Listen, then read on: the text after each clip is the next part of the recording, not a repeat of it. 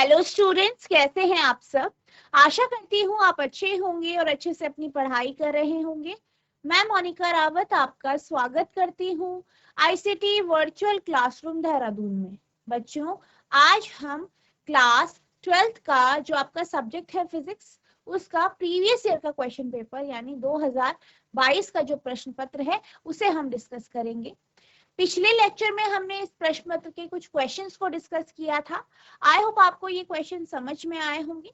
आज हम इसके आगे के जो प्रश्न हैं उन्हें डिस्कस करेंगे।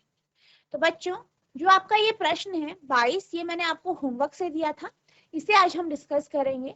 तो यहाँ पे आपसे कहा गया है कि एक पतले लेंस की फोकस दूरी के लिए लेंस मेकर सूत्र 1/f बराबर n-2 1/r1 - 1/r2 स्थापित कीजिए, जहां प्रयुक्त प्रतीकों का सामान्य अर्थ है। यानी derive lens makers formula 1/f equals to n-1 1/r1 - 1/r2 for the focal length of a thin lens. Here the signs used have the usual meaning. यानी यहाँ पे आपको क्या करना है, लेंस मेकर फॉर्मूला डिराइव करना है। यहाँ पे आपको लेंस मेकर फॉर्मूला दिया गया है, इसको आपको डिराइव करके बताना। ठीक है, तो हम यहाँ पे सबसे पहले जो है इसका डायग्राम बनाएंगे। तो सबसे पहले आपका जो डायग्राम होगा वो कुछ इस तरीके से होगा। आप एक लेंस लेंगे, लेंस कंसिडर करेंगे। ठीक है, मान लीजिए एक लेंस है और ये क्या है, इसका मुख्य अक्ष है। अब यहाँ पर ये इसका O है यानी ऑप्टिकल सेंटर। यहाँ पे आप P1 P2 लिखेंगे और यहाँ पे आपका सेंटर ऑफ कर्वेचर C1 और यहाँ पे C2। ठीक है, अब हम मान लेते हैं कि एक वस्तु यहाँ पे रखी गई है, ये वस्तु O है। अब यहाँ से क्या हो रहा है, यहाँ से किरणें निकल रही है, किरणें निकल रही है इस तरीके से। और ये किरण जो सतह आपकी x P1 y है उस पे पड़ रही है। इसके बाद क्या हुआ यहाँ पे, अब यहाँ पे आप देख सकते हैं कि जो प्रकाश की किरण है वो वायु से लेंस में जा रही है। लेंस मान लीजिए आपका कांच का बना है। अब क्या हुआ, जब लेंस पर ये जा रही है या एयर से लेंस की ओर या जो आपका कांच है उस पे जा रही है, तो आप देख सकते हैं माध्यम में बदलाव आ रहा है। माध्यम में बदलाव आ रहा है, इसका अर्थ क्या है, इसका अर्थ ये है कि यहाँ पे अपवर्तन हो। ठीक है, अपवर्तन होगा यानी आपका रिफ्रैक्शन होगा। रिफ्रैक्शन के कारण क्या होगा, इस सतह के कारण आपकी इमेज बनेगी और वो इमेज कहाँ बनेगी आपकी, यहाँ पे मान लीजिए यहाँ पे आपकी इमेज बनेगी। अब क्या होगा, ये इमेज बनेगी यहाँ पे यानी यहाँ पे प्रतिबिंब बनेगा इसका O का। अब क्या होगा कि जो दूसरी सतह है उसके लिए ये इमेज जो है वो एक वस्तु का कार्य करेगी। अब यहाँ पे क्या होगा, यहाँ पे इसके कारण क्या होगा, फिर यहाँ पे रिफ्लेक्शन होगा इस सतह से XP2 वाले सतह से, और आपको जो है एक इमेज प्राप्त होगी और वो इमेज आपको यहाँ पे प्राप्त होगी, मान लीजिए I, यानी जो आपकी फाइनल इमेज है वो आपको I पे प्राप्त हो। अब यहाँ पे क्या हो रहा है, सेकंड केस में जो लाइट है वो कहाँ से कहाँ जा रही है, वो आप देख सकते हैं कि कांच या जो लेंस है, लेंस से वायु की ओर जा रही है। तो यहाँ पे भी अपवर्तन होगा और अपवर्तन के बाद हमें जो इमेज मिलेगी वो हमें आई इमेज मिलेगी। ठीक है, तो इस तरीके से आपका डायग्राम बनेगा, इसे आप नोट करेंगे। अब इसके बाद हमें सबसे पहले यहाँ पे थ्योरी लिखनी है। थ्योरी में आप क्या लिखेंगे, आप लिखेंगे मान लीजिए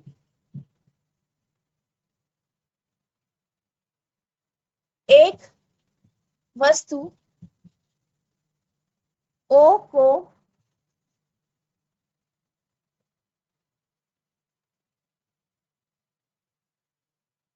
लेंस के सामने U दूरी पर रखा जाता है।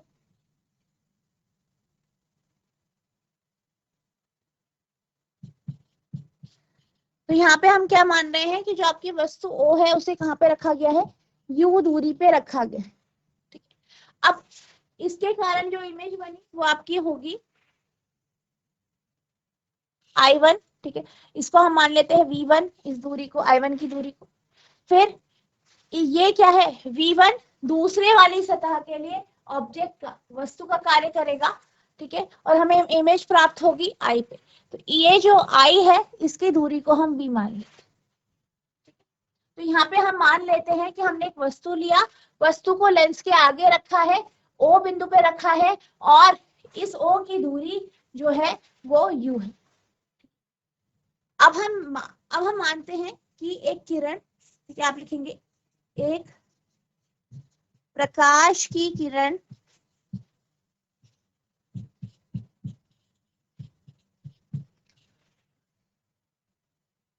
O से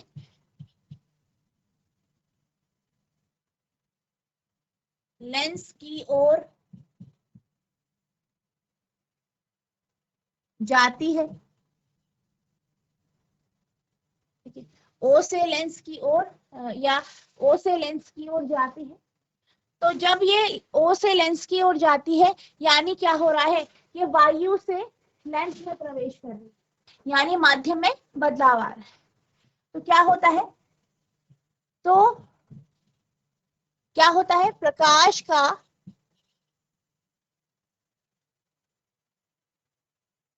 अपवर्तन होता है,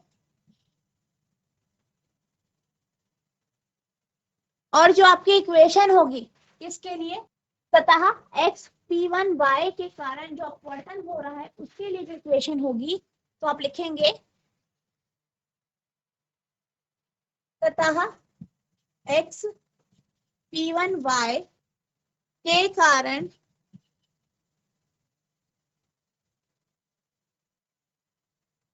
अपवर्तन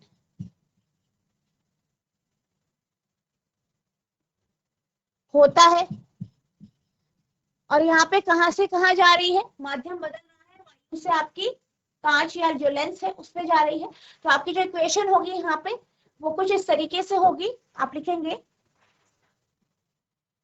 minus n1 upon u plus n2 upon v1 equals to n2 minus n1 upon r1। अब यहाँ पे हमने ये इक्वेशन क्यों ली है, क्योंकि हम ये मान रहे हैं कि जो आपकी वायु है उसका अपवर्तनांक n1 है, और जो ये कांच है इसका है n2, ठीक है, और यहाँ पे भी आपका n1 है। तो आपकी जो वायु है वो, सॉरी, जो आपकी प्रकाश है वो वायु से कांच की ओर जा रही है। अब जब वायु से कांच की ओर जाती है तो हमने ये पढ़ा है कि जो स्फेरिकल सरफेसेस होती है, गोलीय सतहें होती है, उनके लिए आपकी जो इक्वेशन आती है वो कुछ इस तरीके से।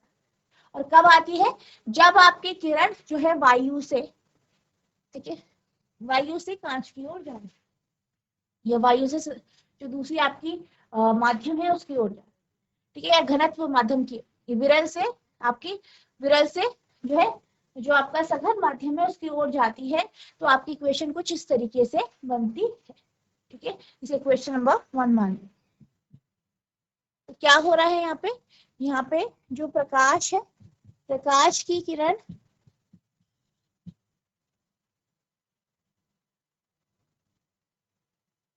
विरल माध्यम से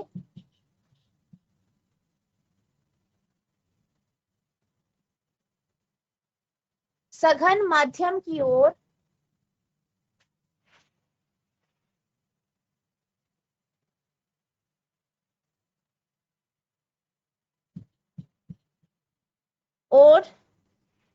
जाती है, ठीक है। तो आपकी इक्वेशन ये हो जाए। अब क्या होगा, अब इसके कारण जो आपकी इमेज बन रही है वो I1 बन रही है। अब हम मान लेते हैं कि जो I1 है वो क्या कर रहा है, आभासी वस्तु का कार्य कर रहा है OP1, जो ये OP2 x सतह के लिए, ठीक है, आपकी P2 ये है OP2 x सतह के लिए। तो हम क्या मानेंगे, हम मान लेंगे, आप लिखेंगे इस अपवर्तन के कारण, इस अपवर्तन के कारण वस्तु का I1 प्रतिबिंब बनता है,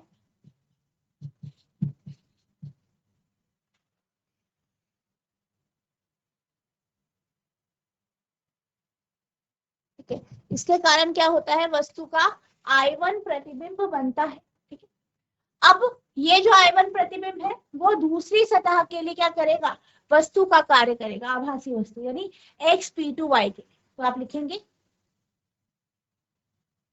प्रतिबिंब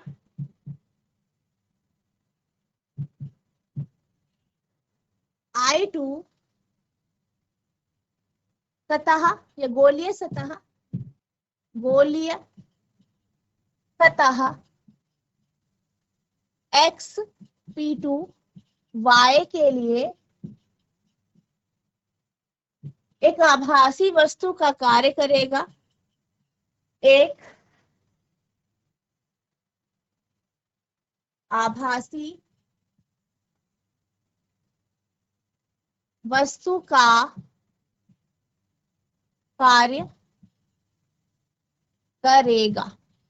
ठीक है, तो अब ये इस वस्तु का कार्य करेगा।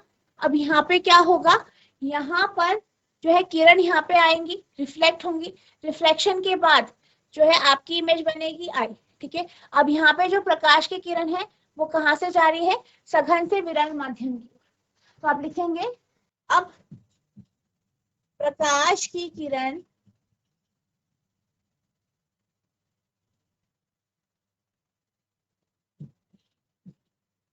सघन माध्यम यानी लेंस से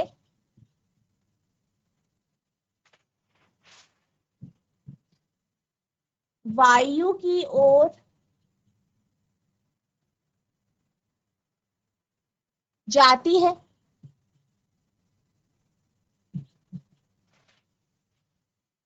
इस अपवर्तन के कारण, इस अपवर्तन के कारण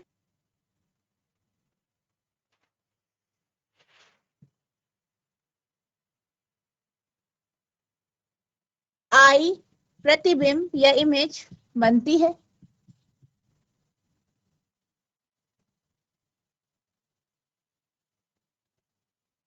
ठीक है, आई प्रतिबिंब बनता है। अब यहाँ पे जो आई की जो इक्वेशन होगी या आई इमेज बन रही है और जो यहाँ पे इक्वेशन जो बनेगी उसको हम लिख लेते हैं। तो यहाँ पे इक्वेशन क्या होगी आपकी, यहाँ पे होगी आपकी इक्वेशन, आप लिखेंगे N2 अपॉन, यहाँ पे क्या था, यहाँ पे U क्या था आपके वस्तु की दूरी। ठीक है, अब यहाँ पे N2 क्यों आएगा, क्योंकि हमारी जो हमने जो माध्यम लिया है वो सघन माध्यम है, उसका अपवर्तनांक N2 है। ठीक है, और वस्तु किसे माना है हमने, I1 इमेज को, और I1 जो इमेज है उसकी दूरी कितनी है V1, तो यहाँ पे आपका V1 आ जाए। ठीक है, तो यहाँ पे आप लिखेंगे N2 अपॉन V1। ठीक है, लिखेंगे आप V1 की बात करें तो V1 आपका यहाँ पे नेगेटिव में आएगा। ठीक है, तो आपका ये पूरा नेगेटिव हो जाएगा। फिर आप लिखेंगे प्लस, अब जो किरण है वो कांच से कहाँ जा रही है, वायु की ओर, वायु का अपवर्तनांक क्या है, N1 है। तो आप यहाँ पे लिखेंगे N1 अपॉन, इमेज कहाँ पे बन रही है, I पर, दूरी कितनी है, V है, बराबर, बराबर आप लिखेंगे यहाँ पे N2 minus N1 upon minus R2। ठीक है, माइनस R2, इसके लिए R2 की वैल्यू माइनस में होगी दूसरी सतह के लिए। ठीक है, तो आपकी ये दूसरी इक्वेशन आ जाएगी, ये आ गया है। अब आप इसे थोड़ा और शफल करेंगे तो क्या आ जाएगा, ये minus N2 upon V1 plus N1 upon V equals to N1 minus N2 upon R2। ठीक है, इक्वेशन नंबर 3 मान लें। ठीक है, इसे आप नोट करेंगे। ठीक है, तो ये आपका कुछ इस तरीके से आ जाएगा। अब आप क्या करेंगे, पहली इक्वेशन और तीसरी इक्वेशन को ऐड कर देंगे। तो आप लिखेंगे 1 प्लस 2 से हमें क्या मिलता है, सॉरी 3 से। ठीक है, क्या मिलता है हमें, हमें मिलेगा minus N1 upon U plus N2 upon V1 minus n2 upon v1 plus n1 upon v equals to n1 minus n2 upon r1 plus n1 minus n2 upon r2। ठीक है, ऐसी आपकी इक्वेशन आ जाएगी। अब हम क्या करेंगे, अब हम इसे सॉल्व करेंगे। सॉल्व करेंगे तो क्या होगा, आपका जो ये है ये दोनों कैंसिल हो जाएंगे। ठीक है, क्या बचेगा, आप लिखेंगे minus n1 plus n1 upon या minus n1 upon u plus n1 upon v equals to n1 minus n2 upon r1 plus n1 minus n2 upon r2। अब यहाँ पे आप देख सकते हैं n1 दोनों में सेम है, यहाँ पे देख सकते हैं n1 माइनस n2 दोनों में सेम है। कॉमन ले लेंगे तो क्या आ जाएगा, n1 कॉमन लिया, अंदर क्या बचेगा 1 upon v minus 1 upon u बराबर n1 माइनस n2 कॉमन ले लेंगे, n1 माइनस n2 क्या बचेगा 1 upon r1 plus 1 upon r2। ये आ जाएगा इस तरीके से, आप लिख सकते हैं 1 upon v minus 1 upon u बराबर 1 upon n1 n1 minus n2 bracket में आ जाएगा आपका 1 upon r1 plus 1 upon r2। ठीक है, ऐसे लिखेंगे आप इसे। ये आपका n2 माइनस n1 है, दूसरी इक्वेशन में भी आपका n2 माइनस n1 है। ठीक है, तो यहाँ पे ये आपका माइनस करके n2 माइनस n1 लिखेंगे यहाँ पे। ठीक है, ये थोड़ा करेक्ट कर लेंगे, थोड़ा यहाँ पे गड़बड़ हो गई है। ठीक है, अब इसमें भी आपका n2 माइनस n1, पहली इक्वेशन में आपका n2 माइनस n1 है, तो ये हो जाएगा n2 माइनस, ठीक है, इस तरीके से आ जाएगा ये। अब आगे चलेंगे तो आगे यहाँ पे आपके पास होगा, यहाँ पे भी आपका n2 माइनस n1 हो जाएगा। ठीक है, ये पूरा आपका n2 माइनस n1 हो जाएगा, यहाँ पे आपका n2 माइनस n1 जो है कॉमन आ जाएगा, और यहाँ बीच में माइनस हो जाएगा, तो n2 माइनस n1 यहाँ पे आपका माइनस n2 माइनस n1 और यहाँ पे आपका नेगेटिव होगा साइन। ठीक है, ये भी आपका नेगेटिव होगा साइन। ठीक है, इस तरीके से आपका माइनस में होगा। यहाँ पे वो जो है नंबर थोड़ा सा गड़बड़ हो गया था, अब ये आपका बिल्कुल सही आ गया है। अब आप इसे सॉल्व करेंगे तो ये आएगा 1 upon v minus 1 upon u बराबर, ये अंदर ले जा लेंगे n2 upon n1 minus 1 bracket में 1 upon r1 minus 1 upon r2, इस तरीके से आ जाएगा। अब n2 अपॉन n1 क्या है, आपका अपवर्तनांक है, इसे आप n लिख सकते हैं। लिखेंगे आप since n2 upon n1 equals to n and और क्या है 1 अपॉन f बराबर 1 upon v minus 1 upon u होता है। तो आपकी जो इक्वेशन है वो क्या हो जाएगी, तो आप लिखेंगे क्या हो जाएगा, तो आ जाएगा आपका इसकी जगह आप क्या लिख देंगे 1 अपॉन f। ठीक है, और इसकी जगह आप लिख देंगे n2 upon n1 equals to n। ठीक है, आप वैल्यू रख देंगे, तो 1 अपॉन f बराबर n minus 1 1 upon r1 minus 1 upon r2, ये आपकी इक्वेशन यहाँ पे आ जाएगी। ये आपकी फाइनल इक्वेशन है। ठीक है, ये आपकी फाइनल इक्वेशन है, जो कि क्या है आपका लेंस मेकर फॉर्म या लेंस मेकर का सूत्र।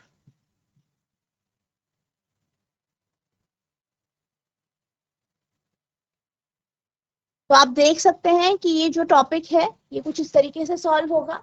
और यहाँ पे जो आपका ऑप्टिक्स का जो टॉपिक है, प्रकाशिकी का जो टॉपिक है, बेहद इंपॉर्टेंट है।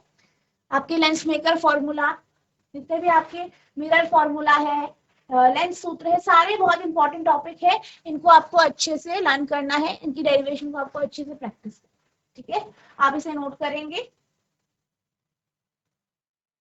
तो बच्चों मुझे आशा है आपने जो है क्वेश्चन उतार दिया होगा। अब हम चलते हैं अगले क्वेश्चन की ओर। तो आपका अगला क्वेश्चन है, हाइगन के द्वितीयक तरंगिकाओं का सिद्धांत समझाइए। Describe the Huygens principle of secondary wavelets. यानी यहाँ पे आपको हाइगन का जो द्वितीयक तरंगिकाओं का सिद्धांत है, सेकेंडरी वेवलेट का जो प्रिंसिपल है, उसे आपको समझाना है। तो जब हम सेकेंडरी वेवलेट्स की बात करते हैं, ठीक है, तो हमने क्या पढ़ा है, जो आपका हाइगन का प्रिंसिपल है वो ये कहता है कि मान लीजिए ये आपका क्या है, लाइट का एक सोर्स है, स्रोत है, ठीक है। अब इस सोर्स के कारण क्या होगा, एक आपकी वेवलेट उत्पन्न होगी, ठीक है। तो यानी ये जो सोर्स है इसके कारण क्या हुआ, एक सिंगल सोर्स के कारण एक वेवलेट उत्पन्न हुई, जो कि कैसे थी, राउंड या सर्कुलर थी। तो इसे क्या बोलते हैं, हम प्राइमरी वेवलेट कहते हैं। अब अगर हमारे पास जो वेवलेट या वेव फ्रंट जो उत्पन्न होता है, वो जो है उसका हर एक बिंदु जो है और वेवलेट या जो आपके वेव फ्रंट्स है उनको उत्पन्न करता है, जो कि क्या होता है, सर्कुलर फॉर्म में। क्योंकि जो आपका यहाँ पे वेव फ्रंट होता है, उसका हर एक बिंदु एक सोर्स की तरह एक्ट करता है और सेकेंडरी वेवलेट को उत्पन्न करता है। और इस तरीके से जो लाइट है वो आपके चारों ओर स्कैटर होती है या बिखरती है। क्या कहा गया है, ये देख लेते हैं। Huygens principle of secondary wavelets said that every point in a given wavefront is secondary wavelet disturbance. Further, the disturbance originates from a secondary source scattering in all direction in the way they originate from primary source. यानी क्या कहा जा रहा है कि जैसे कि ये प्राइमरी सोर्स है, इससे क्या हुआ, आपकी वेवलेट उत्पन्न हुई, पॉइंट सोर्स से सर्कुलर वेवलेट उत्पन्न होगी। अब जो ये वेवलेट उत्पन्न होगी, ये भी क्या करेगी, और सर्कुलर वेवलेट्स को उत्पन्न करेगी। ये क्या हो गई आपकी सेकेंडरी वेवलेट या सेकेंडरी डिस्टर्बेंस। और ये जो सेकेंडरी डिस्टर्बेंस है, इसमें भी ओरिजिन कैसे होगा, जैसे प्राइमरी में हो, यानी सर्कुलर फॉर्म में। और इस तरीके से जो लाइट है वो आपके सारी तरफ जो है बिखरेगी या हर डायरेक्शन में मूव करेगी, गति, ठीक है। हाइगन का द्वितीयक तरंगिकाओं का सिद्धांत, वैज्ञानिक हाइगन ने अपने सिद्धांत की परिकल्पना दी जो निम्न है। यानी यहाँ पे क्या है कि जो हाइगन थे उन्होंने रिसर्च किया और उन्होंने कुछ सिद्धांत दिए। किस तरीके से दिए, किसी माध्यम में स्थित प्रकाश स्रोत से जब तरंग निकलती है तो स्रोत की सभी दिशाओं में स्थित माध्यम के कण गति करने लगते हैं। यानी क्या कहा गया कि जब भी क्या होता है, किसी स्रोत से क्या होती है, तरंगें निकलती हैं, तो हर एक दिशा में वो क्या करती है, चलती, हर एक दिशा में वो मूव करती है। और हर एक जो कण है वो क्या करता है, कंपन करता है। माध्यम का वह पृष्ठ जिसमें स्थित सभी कण समान कला में कंपन करते हैं, उसी पृष्ठ को तरंगाग्र कहते हैं। यानी वह पृष्ठ या वह हिस्सा जहाँ पे हर एक कण बराबर कंपन करते हैं, बराबर उसकी फ्रीक्वेंसी होती है, तो उसको हम क्या कहते हैं, तरंगाग्र कहते हैं। जब तरंग स्रोत से तरंग की दूरी बहुत अधिक हो जाती है तो तरंगाग्र समतल हो जाती है। यानी अगर, जैसे कि यहाँ पे हमने बात की थी कि इस तरीके से आपके जो है वेवलेट्स उत्पन्न होते, लेकिन अगर क्या हो जाए कि जो आपका सोर्स से जो वेव फ्रंट है या तरंगाग्र है वो बेहद दूर हो जाए, तो क्या हो जाता है, इसकी सतह समतल हो जाती है, यानी स्ट्रेट हो जाती है। आप देख सकते हैं फार ऑफ सोर्स लिखा है, यहाँ से ही उत्पन्न हो रहा है, सर्कुलर फॉर्म में उत्पन्न हुआ, फिर जो आपकी वेवलेट उत्पन्न हुई उससे और वेवलेट उत्पन्न हुई। अब ये जो वेवलेट दूर हो जाती है, बेहद दूर हो जाती है, तो क्या होता है, ये समतल या स्ट्रेट हो जाती है, ठीक है, समतल आपको दिखाई। अगला पॉइंट है, तरंगाग्र पर जितने भी माध्यम के कण उपस्थित होते हैं वह सभी कण एक नवीन तरंग स्रोत का कार्य करते हैं। यानी जो आपकी तरंगाग्र है या वेवलेट है, उसमें जितने भी कण हैं, जितने भी उसमें कण हैं, वो सारे के सारे एक नवीन जो है तरंग स्रोत का कार्य करते हैं। जैसे हमने यहाँ बात की थी, ये आपकी वेवलेट है, हर एक बिंदु, हर एक पॉइंट या हर एक कण जो होगा वो दूसरे वेवलेट को का क्या बनेगा, ऑरिजिन बनेगा, यानी उससे दूसरा वेवलेट आपका उत्पन्न होगा। इस नए तरंग स्रोत से सभी दिशाओं में तरंग गमन करती है। यानी ये जो स्रोत है इससे क्या होता है, सारी की सारी दिशा में क्या करती है, तरंगे चलती है, गमन करती है। इन तरंगों को द्वितीयक तरंगिकाएं कहते हैं। इन्हें क्या कहते हैं, द्वितीयक तरंगिकाएं। माध्यम में द्वितीयक तरंगिकाओं की चाल प्राथमिक तरंगों की चाल के बराबर होती है। अब यहाँ पे क्या होता है, जो सेकेंडरी वेवलेट्स होती है वो प्राइमरी वेवलेट्स की जैसे ही चलती है, यानी उनकी जो चाल होती है वो उसके बराबर होती है, अर्थात ये दोनों तरंगे समान चाल से चलती है, यानी ये तरंगे बराबर चाल से आपकी या बराबर स्पीड से चलती है। यदि किसी समय गमन करती हुई द्वितीयक तरंगिकाओं का आवरण या उन्हें स्पर्श करता हुआ पृष्ठ अगर खींचते हैं तो यह आवरण उस समय तरंगाग्र की नई स्थिति प्रदर्शित करता है। यानी अगर आप क्या करेंगे, जो आपके वेवलेट्स है उनका ऊपर का जो आपकी एनवलप है उसे ड्रॉ करेंगे, जैसे आपने यहाँ पे देखा ये है आपका एनवलप जो है, आवरण जो है, ये ऐसे इसे बनाएंगे। तो ये क्या करेंगे, ये आपको जो नया वेवलेट है या जो नया स्रोत है उसको प्रदर्शित। हाइगन के सिद्धांत की सफलताओं के बारे में बात कर लेते हैं। इस सिद्धांत द्वारा प्रकाश के अपवर्तन तथा परावर्तन के नियम की व्याख्या की जा सकती है। यानी इससे हम क्या कर सकते हैं, जो आपका रिफ्लेक्शन और रिफ्रैक्शन का कॉन्सेप्ट है उसे हम डिस्क्राइब कर सकते हैं। इस सिद्धांत द्वारा प्रकाश के व्यतिकरण तथा विवर्तन की व्याख्या भी की जा सकती है। यानी इससे हम जो आपका डिफ्रैक्शन और इंटरफेरेंस का जो कॉन्सेप्ट है उसको भी हम इससे समझ सकते। इस तरीके से आपको आंसर लिखना है, ठीक है, आप इसे नोट करें। अब हम चलते हैं अगले प्रश्न की ओर। तो आपका अगला प्रश्न है, प्रकाश वैद्युत प्रभाव क्या है, यानी फोटो इलेक्ट्रिक इफेक्ट क्या होता है। प्रकाश वैद्युत उत्सर्जन के लिए कार्यफलन देहली आवृत्ति का आशय स्पष्ट कीजिए, यानी clarify the meaning of work function and threshold frequency for photo electric emission. यानी आपको फोटो इलेक्ट्रिक एमिशन या फोटो इलेक्ट्रिक इफेक्ट क्या होता है ये बताना है, और वर्क फंक्शन और फ्रीक्वेंसी क्या होती है ये भी आपको समझाना है। तो सबसे पहले हम एक डायग्राम के माध्यम से प्रकाश विद्युत प्रभाव की परिभाषा को समझ लेते हैं।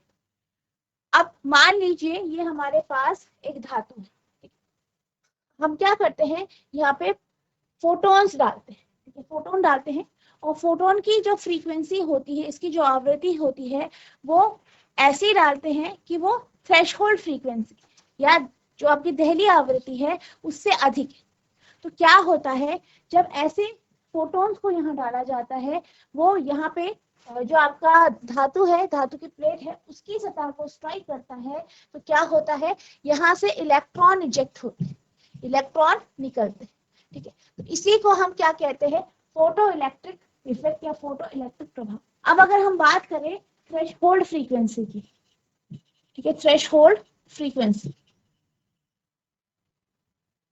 यानी देहली आवृत्ति की बात करें तो ये क्या होती है, ये सबसे कम फ्रीक्वेंसी होती है, यानी मिनिमम फ्रीक्वेंसी होती है जो कि आपको चाहिए, ठीक है, चाहिए आपका जो प्लेट है उससे इलेक्ट्रॉन को इजेक्ट कर।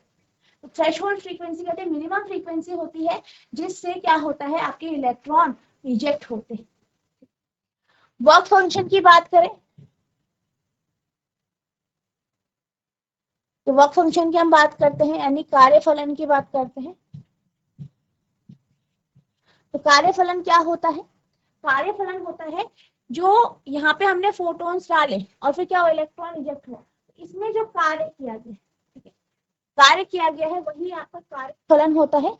ये बराबर होता है आपका जो है जो आपकी थ्रेशोल्ड फ्रीक्वेंसी है, ठीक है, प्लस जो आपके एडिशनल और आपने एनर्जी, ठीक है, इसके बराबर ही आपको, ठीक है। तो इसको हम डिटेल में अब देख लेते हैं।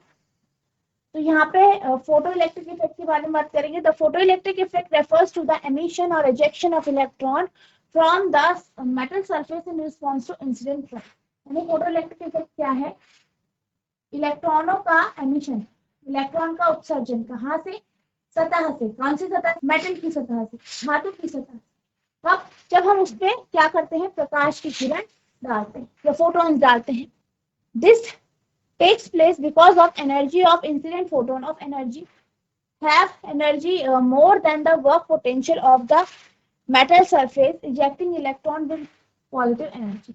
अब क्या होता है कि यहाँ पे कहा गया है कि जो ये आपके फोटोन होते हैं जो डाले जाते हैं, उनकी जो एनर्जी होती है उसी के ऊपर जो है आपका वर्क फंक्शन डिपेंड करता है। अगर ये जो थ्रेशोल्ड फ्रीक्वेंसी है उससे ज्यादा फ्रीक्वेंसी के फोटोन्स को इजेक्ट किया जाता है तो क्या होता है, जो एडिशनल एनर्जी है वो काइनेटिक एनर्जी के रूप में आपको दिखाई देती है।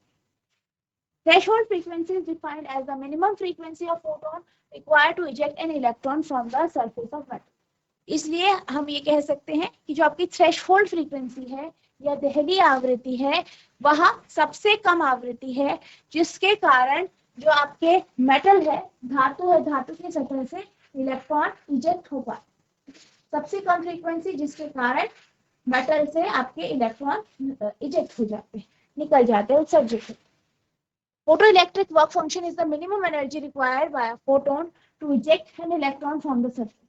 और इसी तरीके से जो आपका फोटो इलेक्ट्रिक वर्क फंक्शन है वो क्या है, वो सबसे कम एनर्जी है जो कि चाहिए होगी इलेक्ट्रॉन को इजेक्ट। तो बच्चों आज हमने जो आपका क्वेश्चन पेपर है 2022 का, इसके कुछ क्वेश्चंस को डिस्कस किया।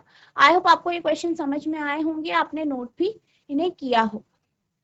आपको क्या करना है, जितना यहाँ पे पढ़ाया गया है इसे रिवाइज करना है। अगर आपको किसी भी प्रकार का कोई भी डाउट होता है, कोई भी कंफ्यूजन होता है, नेक्स्ट लेक्चर में आप पूछ सकते हैं। तो बच्चों आज के लिए बस इतना ही, मिलते हैं अब नेक्स्ट सेशन में। तब तक के लिए thank you and have a nice day.